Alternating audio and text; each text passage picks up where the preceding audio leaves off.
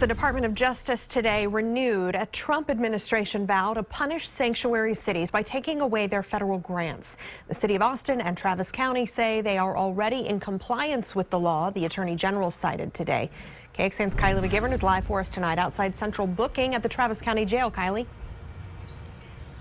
Shannon, we reached out to city and county leaders who say the federal government has yet to define what a sanctuary city actually is, but said the way the Attorney General defined it in today's announcement should not affect our area. The Department of Justice will also take all lawful steps to claw back any funds awarded to a jurisdiction that willfully violates 1373. In response to those very words from Attorney General Jeff Sessions, Sheriff Sally Hernandez told us Travis County is in full compliance, saying her jail policy in no way prohibits or restricts sending or receiving information from ICE regarding an individual's immigration or citizenship status. In a statement, she said our ICE policy is in place to uphold our status as one of the safest counties in the nation, as well as to reduce Travis County's liability by requiring ICE to provide warrants rather than requests.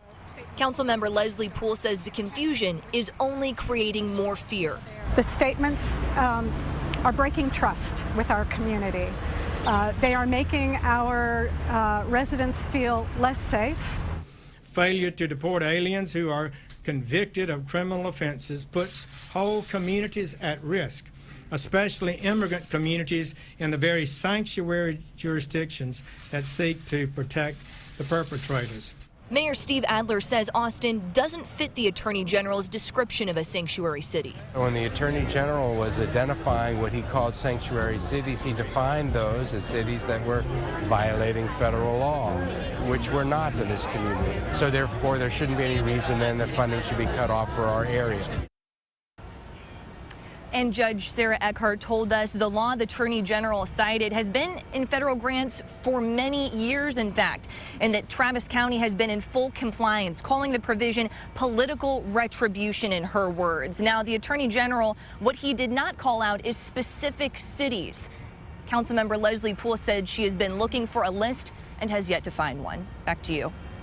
All right, Kylie, thank you. Governor Greg Abbott is applauding today's move. He released a statement saying, quote, after years of the previous administration turning a blind eye to this issue, the federal government is sending a clear and necessary message. In February, the governor cut $1.5 million in grants to Travis County in response to the sheriff's new ICE detention policy. But more money may be on the line now. The governor directed state agencies to add up all of the money the state gives to Travis County. KXAN obtained those emails through an open records request. They show last year the state gave Travis County $125 million in payments, funding, and grants.